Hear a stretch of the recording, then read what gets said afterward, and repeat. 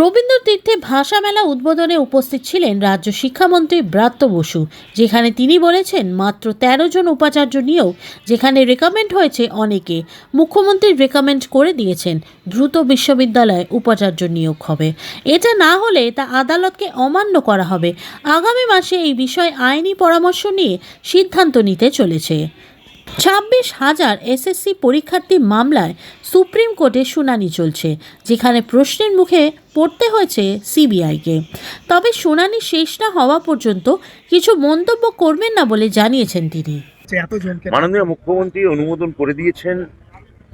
আমরা এখনো আশাবাদী সবকটা বিশ্ববিদ্যালয়ে দ্রুত নিয়োগ হয়ে যাবে, অকারণে বিলম্বিত হবে না এবং এই বিলম্বের কোনো অর্থও নেই এবং এটা সরাসরি সুপ্রিম কোর্টকে অগ্রাহ্য করা।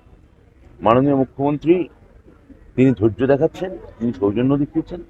আমরা আপাতত চাইব যে এই নিয়োগগুলো তাড়াতাড়ি হয়ে যাক। এটা নিয়ে কারণ সমস্ত বিশ্ববিদ্যালয়ের কাজ আবার শুরু হয়ে গেছে, যে অচল অবস্থা ছিল, কিছু বিশ্ববিদ্যালয় বাকি আছে। এটা রাজ্যের উচ্চশিক্ষা ক্ষেত্রে এই ধরনের বাধা আমাদের এটা আমরা যথেষ্ট এটা যাকে বলে সয়েছি।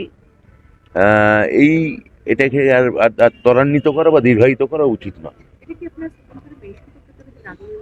আগামী মাসে হয়তো সুপ্রিম কোর্টে এটা আমরা আইনি পরামর্শ নেব, তারপর নিশ্চয়ই আমরা এটা নিয়ে কিছু একটা ভাববো। গত ২৬,০০০ চাকরি বাতিল মামলা সুপ্রিম কোর্টে আজকে শুনানি হয়েছে, সেখানে সিবিআই যে মিরর ইমেজগুলো উদ্ধার করেছিল সেগুলো আদৌ সত্যি কিনা এই নিয়ে প্রশ্ন উঠে গেছে, ফলে পুরো প্যানেলই সংশয়ের মধ্যে।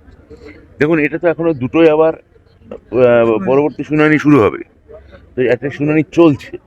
এই মুহূর্তে দাঁড়িয়ে আমার এখানে কোনো যেটা মহামান্য সুপ্রিম কোর্টে যেখানে প্রধান বিচারপতি যেখানে তার বেঞ্চে এটা নিয়ে মানে সওয়াল জবাব চলছে, এখানে আমি কোনো মন্তব্য করতে এখানে আমি একদমই পারি না।